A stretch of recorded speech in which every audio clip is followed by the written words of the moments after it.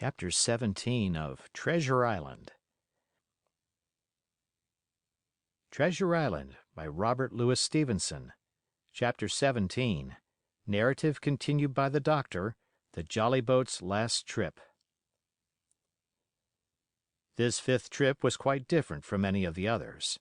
In the first place, the little gallipot of a boat that we were in was gravely overloaded. 5 grown men and 3 of them, Trelawney, Redruth, and the captain, over 6 feet high, was already more than she was meant to carry. Add to that the powder, pork, and bread bags. The gunwale was lipping astern. Several times we shipped a little water, and my breeches and the tails of my coat were all soaking wet before we had gone 100 yards. The captain made us trim the boat, and we got her to lie a little more evenly. All the same, we were afraid to breathe. In the second place, the ebb was now making, a strong rippling current running westward through the basin, and then southward and seaward down the straits by which we had entered in the morning. Even the ripples were a danger to our overloaded craft, but the worst of it was that we were swept out of our true course and away from our proper landing place behind the point. If we let the current have its way, we should come ashore beside the gigs, where the pirates might appear at any moment. "I cannot keep her head for the stockade, sir," said I to the captain. I was steering, while he and Redruth, 2 fresh men, were at the oars. "The tide keeps washing her down. Could you pull a little stronger?" "Not without swamping the boat," said he. "You must bear up, sir, if you please. Bear up until you see you're gaining."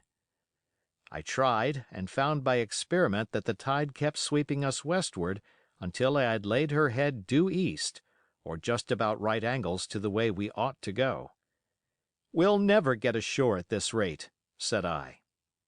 "If it's the only course that we can lie, sir, we must even lie it," returned the captain. "We must keep up stream. You see, sir," he went on, "if once we drop to leeward of the landing place, it's hard to say where we should get ashore, besides the chance of being boarded by the gigs, whereas the way we go the current must slacken, and then we can dodge back along the shore." "The current's less already, sir," said the man Gray, who was sitting in the foresheets. "You can ease her off a bit." "Thank you, my man," said I, quite as if nothing had happened, for we had all quietly made up our minds to treat him like one of ourselves.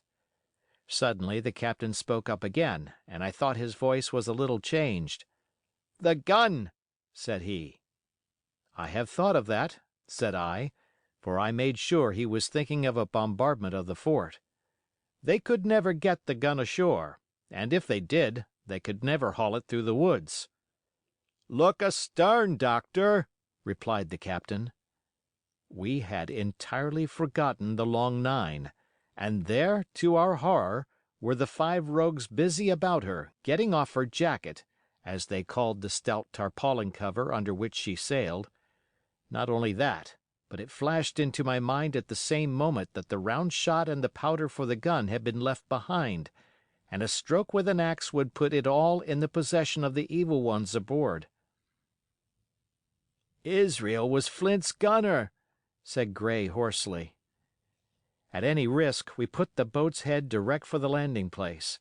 By this time we had got so far out of the run of the current that we kept steerage way even at our necessarily gentle rate of rowing, and I could keep her steady for the goal. But the worst of it was that with the course I now held, we turned our broadside instead of our stern to the Hispaniola, and offered a target like a barn door. I could hear as well as see that brandy-faced rascal, Israel Hands, plumping down a round shot on the deck. "Who's the best shot?" asked the captain. "Mr. Trelawney, out and away," said I.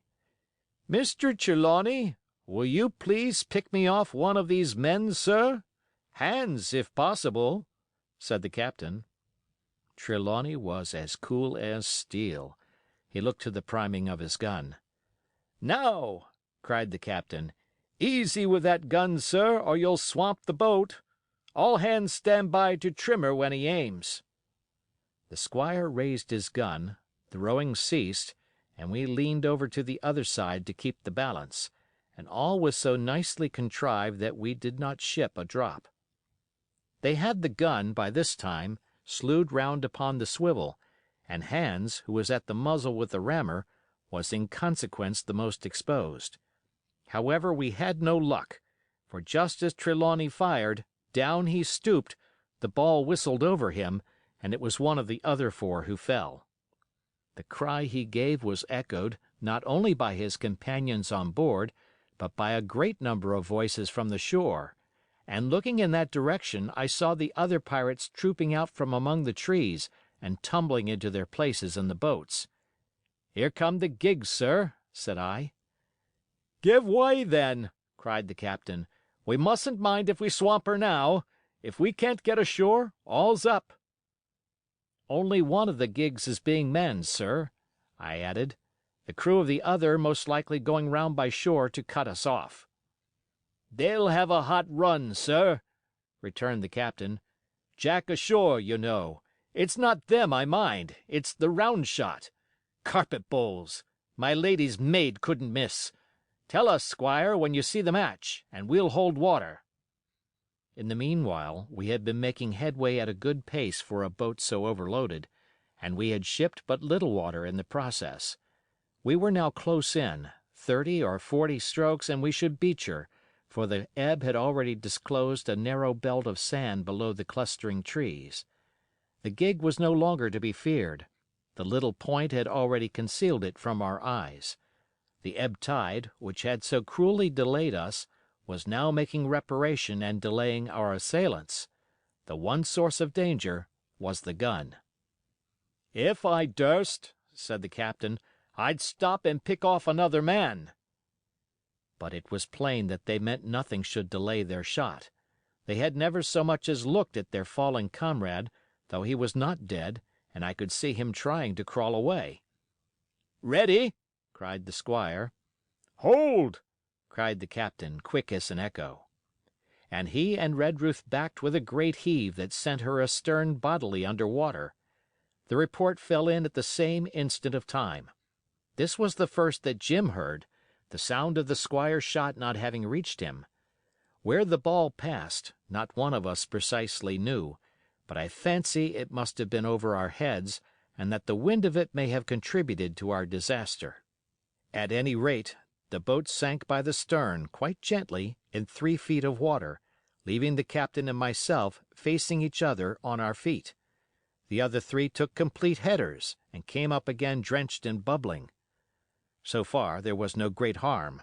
No lives were lost, and we could wade ashore in safety.